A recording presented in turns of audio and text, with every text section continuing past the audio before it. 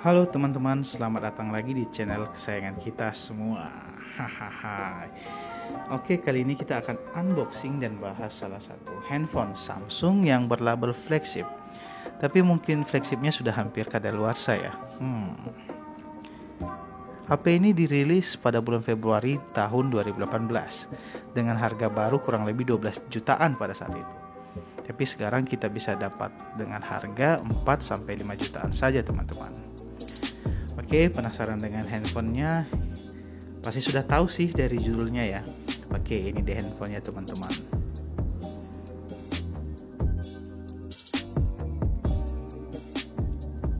Oke, ini dia Samsung Galaxy S9 Plus. Wah, saya dapat bonus kartu perdana smartphone nih teman-teman. Saya beli handphone ini dalam kondisi bekas ya teman-teman. Kita coba cek isinya, kira-kira kita dapat apa saja nih.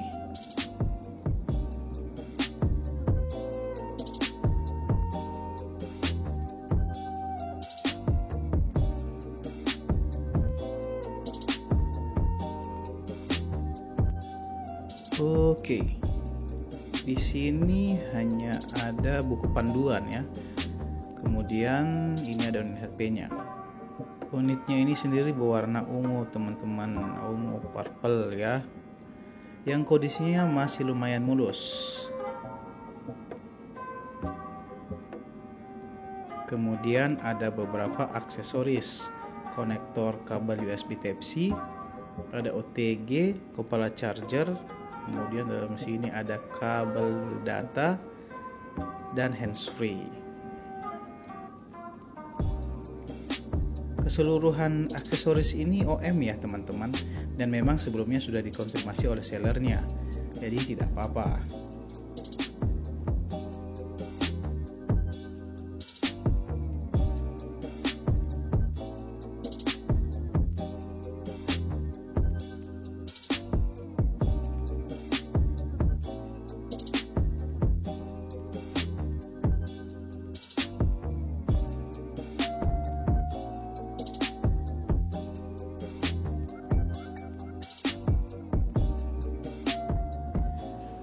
Untuk unit yang saya dapatkan ini masih mulus ya teman-teman.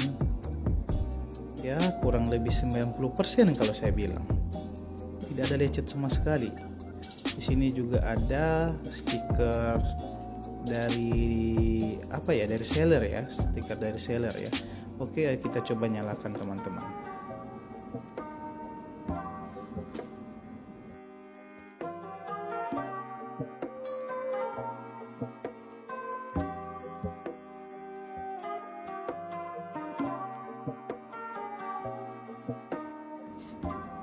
Oke, sudah menyala.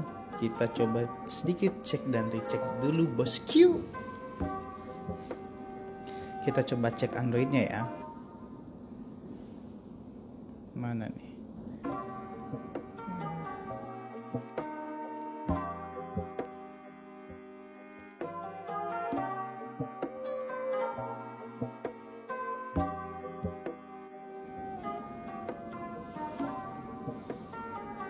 Androidnya di mana? Oh, ini dia. Versi Android. Oh, dan ternyata menggunakan Android 9 atau Android P ya, teman-teman. Untuk update software atau perangkat lunaknya saya kurang tahu apakah akan mendapatkan upgrade ke Android 10 atau tidak, teman-teman ya.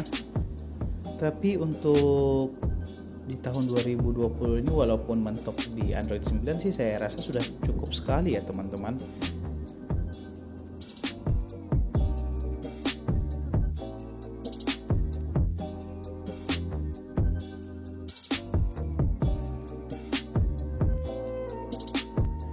Oke, kita kemudian coba beberapa tes dulu untuk memastikan fungsi-fungsi dari handphone ini masih berjalan dengan normal. Karena berhubung ini saya beli bekas ya teman-teman, yang paling penting menurut saya sih untuk handphone seperti ini adalah layarnya wajib original ya. Karena nilai jual utama dari handphone ini menurut saya adalah salah satunya ada pada layar yang menggunakan layar Super AMOLED.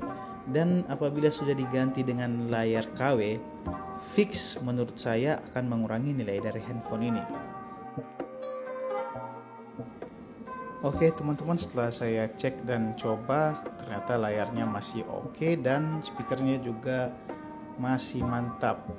Jadi handphone ini masih oke teman-teman.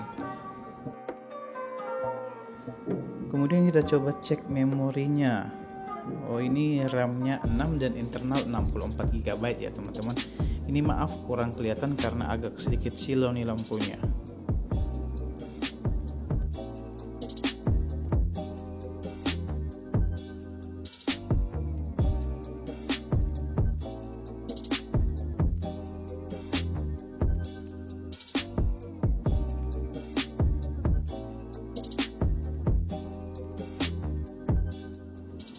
Kemudian untuk SIM tray-nya sendiri menggunakan SIM tray hybrid ya.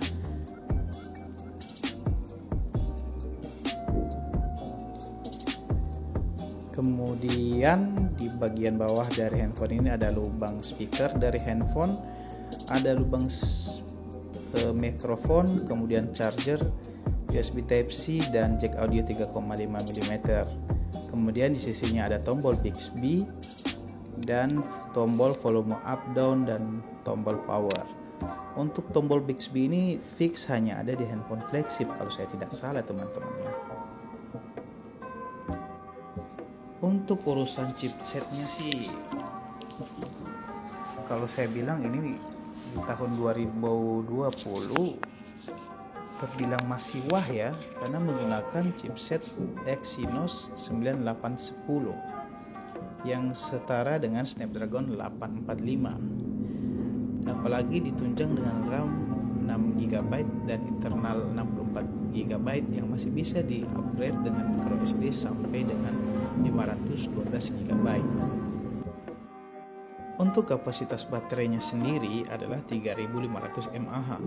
Kalau ini sih fix jadi kekurangan mutlak ya di tahun 2020. Tapi untungnya untuk handphone ini sudah didukung flash charger ya.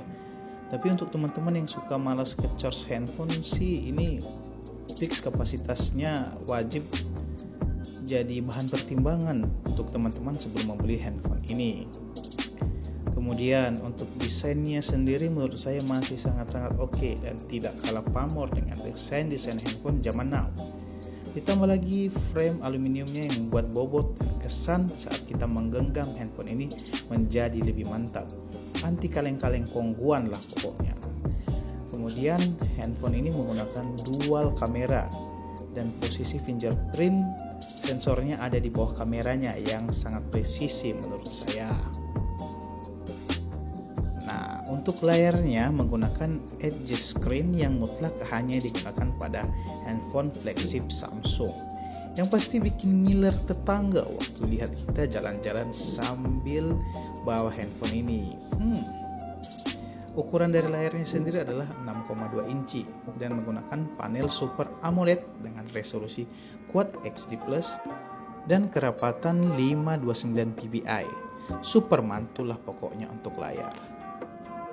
Baik layar maupun bodi belakang dari handphone ini sama-sama telah dilindungi dengan Gorilla Glass 5 teman-teman.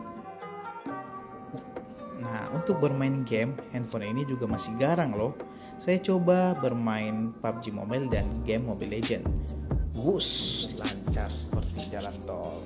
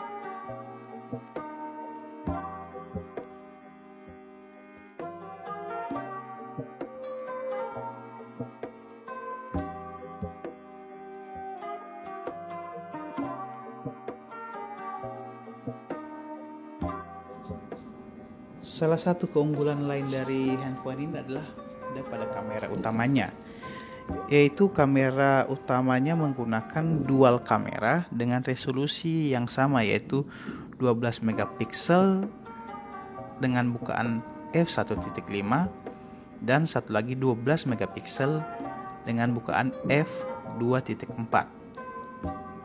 Kemudian untuk videonya sendiri mampu merekam video slow motion sampai dengan 960 fps dan juga bisa merekam video 4K sampai 60 fps.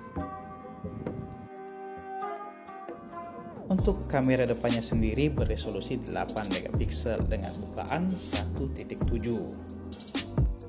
Kelebihannya lainnya lagi dari handphone ini adalah sudah memiliki sertifikat IP68 yang berarti handphone ini tahan air dan debu, teman-teman. Jadi siap basah-basahan nih dengan si S9 Plus ini.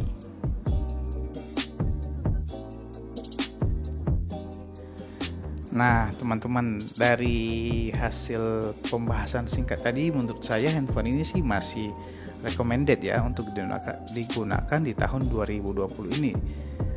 Baik dari kameranya, layarnya, maupun performa dari handphone ini. Cuman nilai minusnya tadi hanya ada sedikit sih di masalah kapasitas baterai.